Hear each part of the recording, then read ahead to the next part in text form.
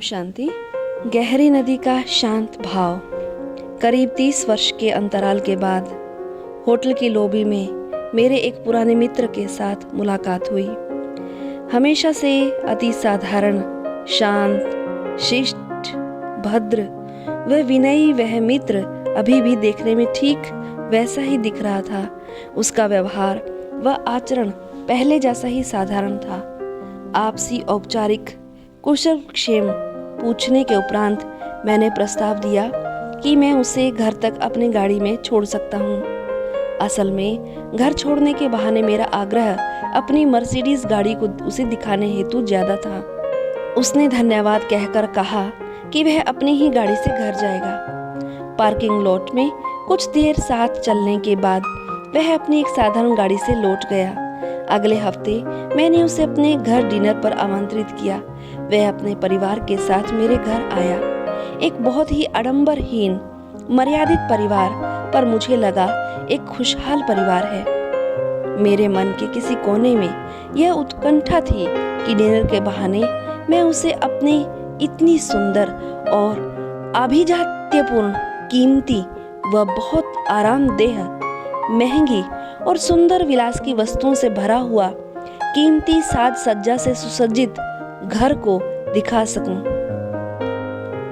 एक दूसरे से वार्तालाप में बीच बीच में मैं यह भी समझाने की कोशिश करता रहा कि ऑफिस के काम से प्राय मुझे कितने ही विदेशों में आना जाना पड़ता है। इशारों इशारों में यह भी उसे समझाता रहा कि वह चाहे तो किसी बिजनेसमैन को ज्वाइन कर सकता है, क्योंकि ना जाने कितने धनी लोगों के बीच मेरा उठना बैठना रहता है और उनसे मेरा व्यक्तिगत संपर्क भी है। इस सिलसिले में किसी बड़े बिजनेस लोन की व्यवस्था करवाना मेरे लिए एक साधारण सी बात है, लेकिन इन सब बातों में उसने कोई आग्रह या रुचि नहीं दिखाई।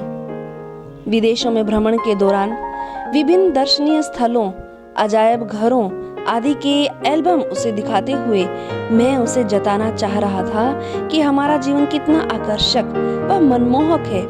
इतना ही नहीं, आने वाले दिनों में शहर में होने वाले आर्ट गैलरी प्रदर्शनी की सूचना उसे देकर जैसे मैं उसे बताना चाह रहा था कि मेरे पास केवल सुंदर व कीमती मकान और गाड़ी ही नहीं है, हमारे पास एक सुंदर कलाकृतियों को समझने वाली शिल्पकारी रुचि भी है। एल्बम की सभी फोटो को उसने ध्यान से देखा और प्रशंसा भी किया और लगा कि हमारी उपलब्धियों व सफल जीवन से वह खुश हो रहा था। फिर उसने कहा कि इन सब को देखने के साथ साथ कभी कभी पुराने यार दोस्तों, अपने उम्र दराज शिक्षकों, अपने आत्मजनों को भी देखा करो, और यदि न देख पाओ तो कम से कम उनकी खबर लिया करो। मुझे लगा हमारे व्यावसायिक वार्तालाप को उसने बहुत ज्यादा महत्व नहीं दिया। तब मैंने बचपन की बातें याद करना शुरू कर दिया। पूछा हमारे पुराने उम्रदराज शिक्षक और मित्र कैसे हैं, वगैरह वगैरह। यह सुनकर थोड़ा हृदय आर्द्र भी हुआ कि कुछ शिक्षक और पुराने दोस्त अब इस दुनिया में नहीं रहे। पर मेरी श्रीमती जी को ये सब बीते जमाने की वार्ता बहुत नहीं लगी और वह कह बैठी, केवल बचपन की यादों में खोए रहने से आगे नहीं बढ़ा जा सकता। सभी का बचपन रहा है एक, यह कोई बड़ी बात नहीं है। मुझे यह सुनकर थोड़ा हिचक महसूस हुई।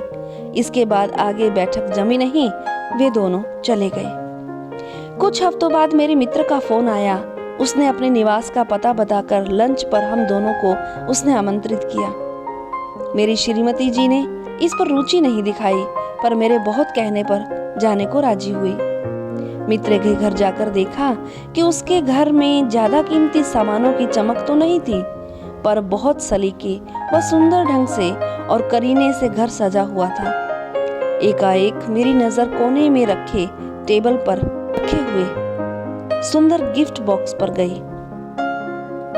यह गिफ्ट बॉक्स उसी कंपनी से आया हुआ लग रहा था जहां मैं काम करता हूँ। मैंने कौतूहलवश मित्र से पूछा, यह तो मेरे कंपनी का ही गिफ्ट है, क्या तुम मेरे कंपनी के किसी से परिचित हो? उसने कहा, डेविड ने भेजा है। मैंने कहा, कौन डेविड? तुम्हारा मतलब डेविड थॉम्पसन से है क्या? उसने कहा, हाँ वही। मैंने आश्चर्य होकर कहा, वह तो मेरी कंपनी का एमडी है। उससे तुम कैसे और किस प्रकार परिचित हो? मेरे मन में बहुत सारे प्रश्न एक साथ खड़े होने लगे। जहां तक मुझे पता था, डेविड उस कंपनी का 30% मालिक है और बाकी 70% का मालिक डेविड का कोई एक दोस्त है, और उसे कंपनी के इतने बड़े भूखंड का मालिक भी वही दोस्त ही है। कुछ सेकंड पहले मेरी कल्पना में भी नहीं था कि मैं कुछ पलों में मुझे इतने बड़े आश्चर्य का सामना करना होगा। मन के जिस कोने से मैंने उसे बार बार अपनी कीमती मर्सिडीज, कीमती मकान व साज सज्जा आदि दिखाकर अपने अभिजात्य के प्रदर्शन का प्रयास कर रहा था, मन के उसी कोने से कब उसे सर सर कहकर संबोधित करना शुरू किया समझ नहीं पा रहा हूँ। एक मन बोल रहा है मित्र को सर नहीं कहना चाहिए, और एक मन कर रहा है जो मेरे एमडी सर का दोस्त है, जो कंपनी के 70% का मालिक होने के साथ साथ पूरे जमीन व संपत्ति का भी मालिक है, उसे अब सर न कहकर और क्या कहकर संबोधित करूं। मुझे लगा मेरे दंभ, अहंकार व अभिजात्य के गुब्बारे की हवा एक क्षण में निकलकर सेव पिचका गई। किसी तरह लंच समाप्त कर घर लौट रहा हूँ। गाड़ी में हम दोनों चुपचाप बैठे हैं। मेरी श्रीमती जी मुझसे कहीं ज्यादा शांत व मौन दिख रही थी। मैं स्पष्ट रूप से समझ पा रहा था कि इस समय उनके मन में क्या चल रहा है। हमारे में दंभ, गरिमा व अहंकार की मात्रा जितना अधिक है, उतना ही उसके पास इन भावनाओं की कमी है जिससे हमें वेतन आदि मिल रहे हैं। उसका जीवन यापन कितना आडंबरहीन, कितना विनम्र और कितना साधारण है। किशोरावस्था में हमारे बड़े बुजुर्गों जी के बताए ये शब्द अनायास ही बार बार याद आने लगे। जो नदी जितनी ज्यादा गहरी होती है, उसके बहने का शोर उतना ही कम होता है।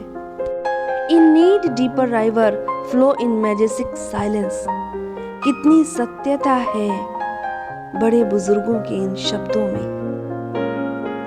ओम शांति।